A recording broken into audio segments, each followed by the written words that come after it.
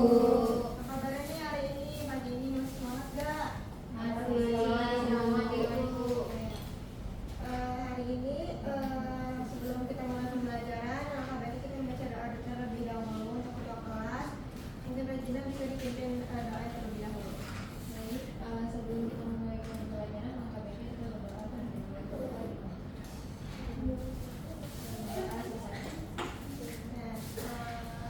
Terlebih dahulu ya. Pertama itu ada Regina, Hadir Ibu. Dwi, Hadir Ibu. Bangga dan Anda, hadir Rafana, dan itu hari ini hadir semua ya. Semoga hari ini semua belajarnya sampai akhir masih semangat. Terus hari ini kita mau belajar tentang struktur dan fungsi organel sel pada sel eukariotik, itu sel tumbuhan dan sel hewan. Nah, pada tujuan pembelajaran kali ini Ibu berharap kalian mampu memahami apa itu struktur sel dan fungsi-fungsi dari organel sel hewan dan tumbuhan itu sendiri. Oke, di sini sebelum mulai pembelajaran, Ibu mau tanya dulu, apa sih yang kalian tahu tentang sel sebelumnya?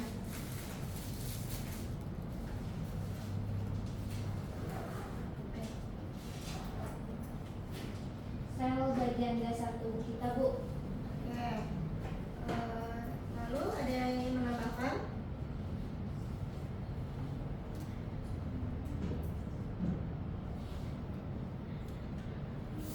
Kemana mungkin? Atau Dwi mau menambahkan? Sel itu bagian paling kecil di penyusun tubuh, Ibu. Oke, sekarang menurut kalian apakah sel tumbuhan sama sel hewan itu sama? Beda, Ibu. Oke. Kalau untuk fungsi organelnya sama, ada mungkin yang beranggapan, banyak yang masih beranggapan bahwa organel sel hewan sama tumbuhan itu sama. Ya, jadi kalau fungsi organel sama, kenapa tumbuhan hanya diam tegak dan bisa bikin makanan sendiri, sedangkan hewan bisa bergerak lentur tanpa harus mencari makanan?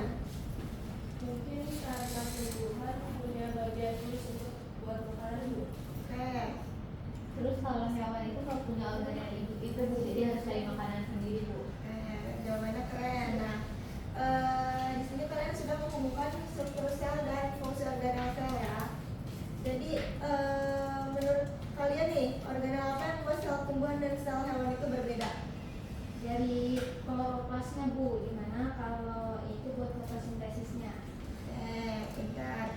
Nah, hari ini kita akan membuktikan bagaimana perbedaan organel sel, apa itu fungsi organel sel. Nah, pada minggu lalu kita kan sudah Ibu instruksikan ya untuk membuat organel sel di rumah secara berkelompok. Nanti hari ini kalian akan praktikum, jadi menyusun organelnya dan memberikan label namanya. Kemarin kelompok 1 itu ada Dwi sama Regina ya untuk membuat sel hewan. Iya, betul. Dan kelompok 2-nya ada Savana dan Anda untuk membuat sel tumbuhan. Nah, mungkin bisa dijelasin dulu. Nanti setelah kalian mengisi melabelin selnya itu, nanti kalian di sini akan mengisi LKPD. Dimana ada aktivitas 1 ini nanti kalian tulis fungsi-fungsi organel sel yang ada di sel kalian, yang ada di prakarya kalian. Lalu nanti kalian akan tukeran, akan switch. Jadi anggota kelompok, perwakilan kelompoknya switch untuk saling tukar informasi. Jadi nanti di sini di aktivitas 2 ini nanti kalian centang di sel hewan ada apa aja, di sel tumbuhan ada nggak itu kalau organel itu. Tuh. Nanti ada pertanyaan analisisnya dijawab. Lalu nanti Ibu kasih waktu 5 menit untuk mengisi dan mengerjakan menempelin labelnya, terus nanti kita presentasi. Oke, bisa dimulai dari sekarang.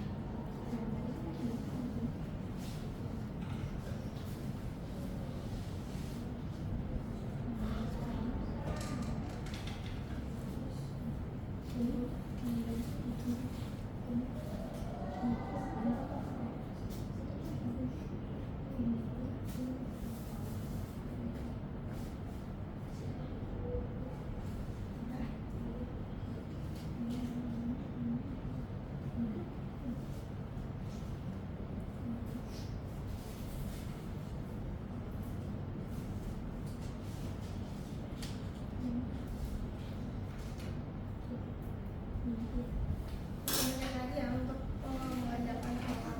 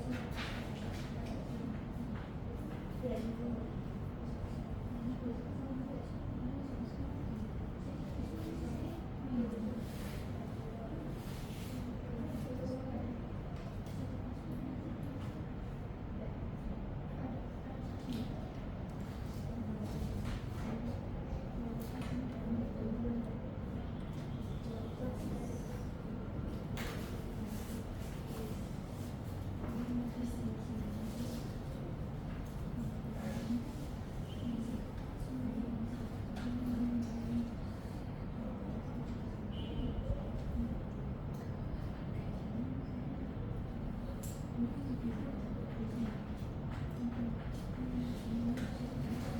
aku.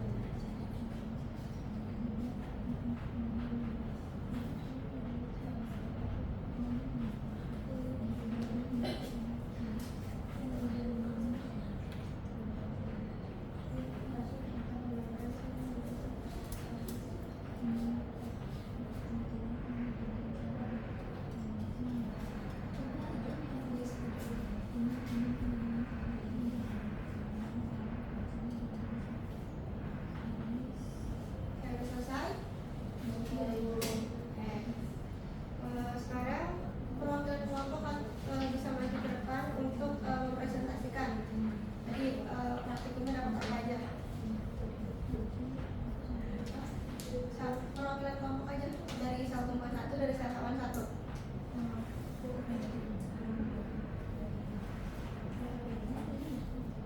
Ini fungsinya aja. Di bawah coba.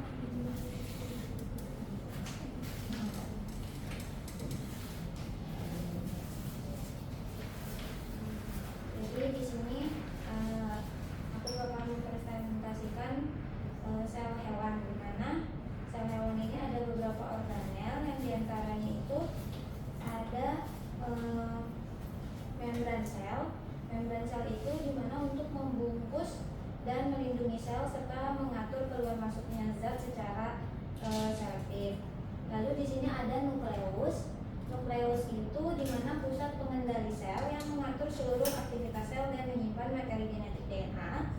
Terus lalu ada RE kasar dan RE halus, dimana itu tuh tempat sintesis dan transportasi dan transport protein karena ditempeli ribosom. Dan RE halusnya itu berfungsi dalam sintesis lemak, detoksifikasi racun dan transportasi zat dalam sel. Lalu juga ada mitokondria, dimana ini mitokondria, di mana tempat respirasi sel untuk menghasilkan energi. Ini mitokondria. Lalu ada vakuola, untuk vakuola itu untuk menyimpan air, untuk menyimpan air, makanan dan zat sisa. Pada sel hewan biasanya dia kecil. Lalu ada lisosom, di mana itu untuk mencerna zat asing, menghancurkan organel rusak dan membantu pencernaan intraseluler. Juga ada ribosom, di mana tempat sintesis atau pembuatan protein. Lalu ada sentriol. Sentriol itu berperan dalam pembelahan sel dengan membantu pembentukan benang spindle. Lalu ada sitoplasma. Sitoplasma itu cairan sel tempat organel ini semua berada atau tempat berlangsungnya reaksi metabolisme. Lalu yang terakhir itu ada badan Golgi. Badan Golgi itu memodifikasi, mengemas dan menyalurkan protein atau zat yang dihasilkan sel. Terima kasih kelompok 1. Untuk kelompok 2 mungkin bisa mempresentasikan yang aktivitas 2. Yang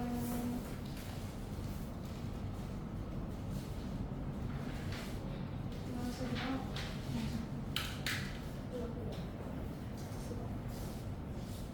Nah, kalau misalnya aktivitas 2 itu kan membedakan sel hewan dengan sel tumbuhan.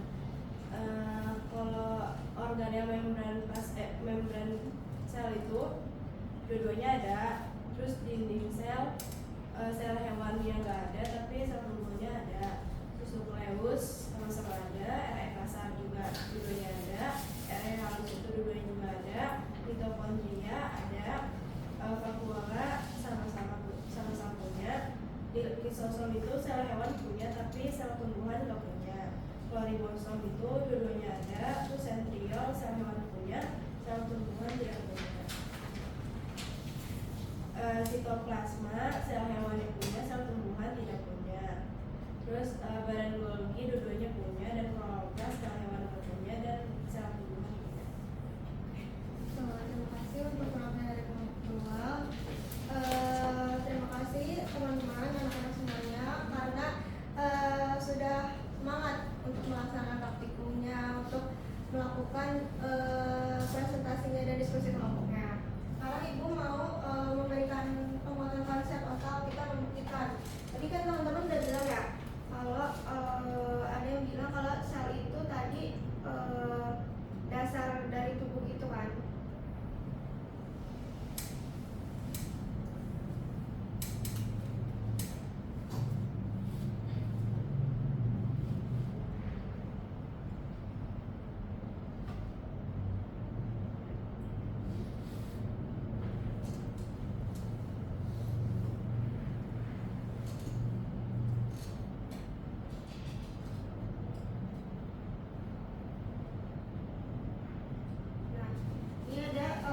bagian dari sel.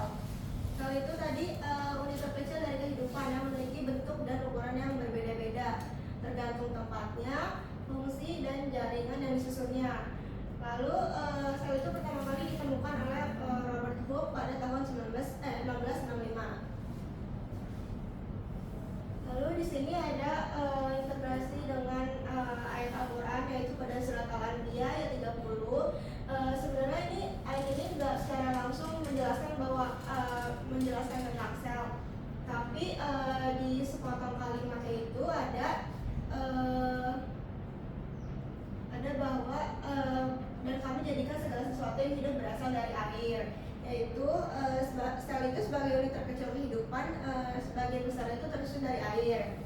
Jadi kayak sitoplasma tadi dalam sel mengandung banyak air yang menjadi medium berbagai reaksi metabolisme. Nah, ini menunjukkan bahwa air itu adalah komponen utama kehidupan sebagaimana dijelaskan dalam Al-Quran pada surat Al-Anbiya ayat 30. Nah, di sini sel itu terbagi menjadi dua, ada prokaryotik dan eukaryotik. Tadi kita belajar tentang eukaryotik sel. Tuh.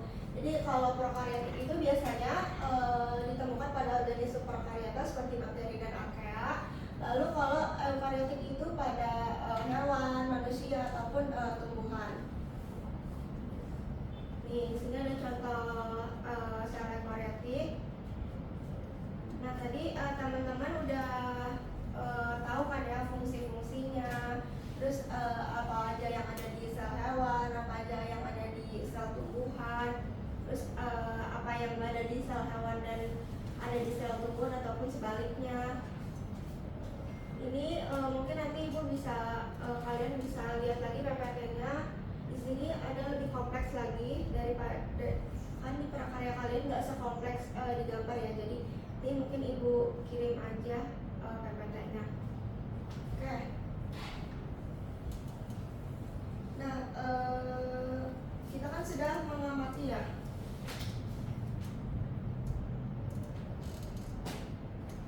Ini kita sudah mengamati, berdiskusi dan menemukan perbedaan antara sel hewan dan sel tumbuhan. Sekarang Ibu mau tanya, kita refleksi bersama-sama. Setelah pembelajaran hari ini, apa sih hal baru yang kalian temukan setelah pembelajaran hari ini? Saya Ibu.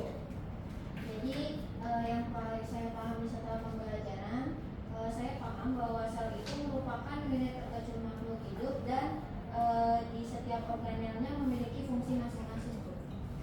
Ada lagi yang mau tambahkan? Saya belajar kalau sel tumbuhan itu punya kloroplas untuk fotosintesis.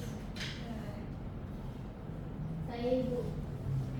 Kalau sel hewan itu lebih lentur karena mempunyai dinding sel Ibu.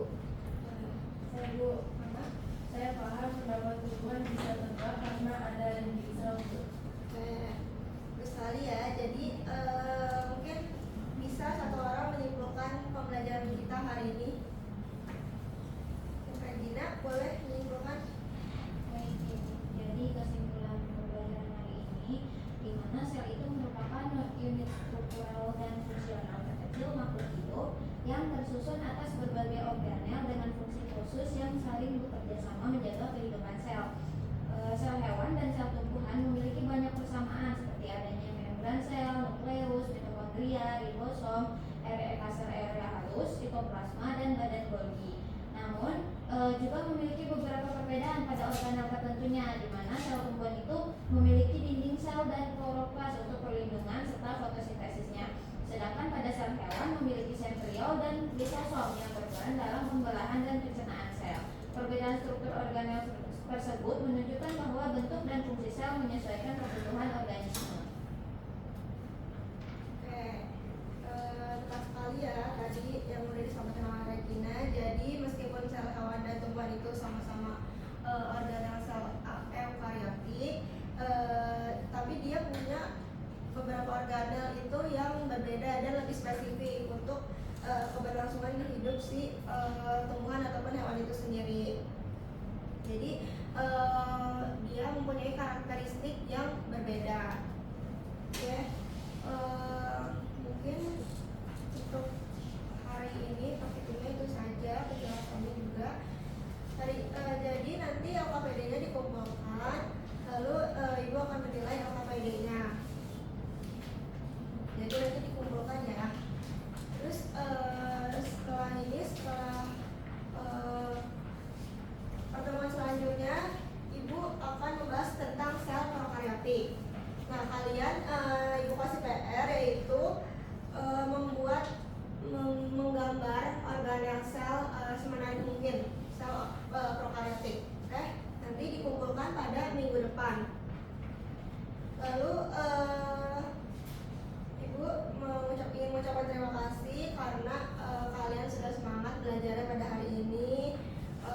diskusinya juga udah lancar. Terus pokoknya hari ini kalian ibu apresiasi semangatnya. Terima kasih atas kerjasamanya. Terus sekarang kalian sedang membangun pemahaman sendiri tentang sel itu. Nah, bukan hanya menghafal atau bukan hanya mengetahui fungsi-fungsi dari organ yang sel itu, tapi kalian tahu nih apa itu perbedaannya dan kenapa dia punya karakteristik itu tuh untuk apa gitu. Oke. Jadi ibu cuma mau bilang tetap semangat belajarnya, buka-buka bukunya, terus belajar mandiri sebelum minggu depan, sebelum pembelajaran kalian udah harus baca-baca dulu bukunya.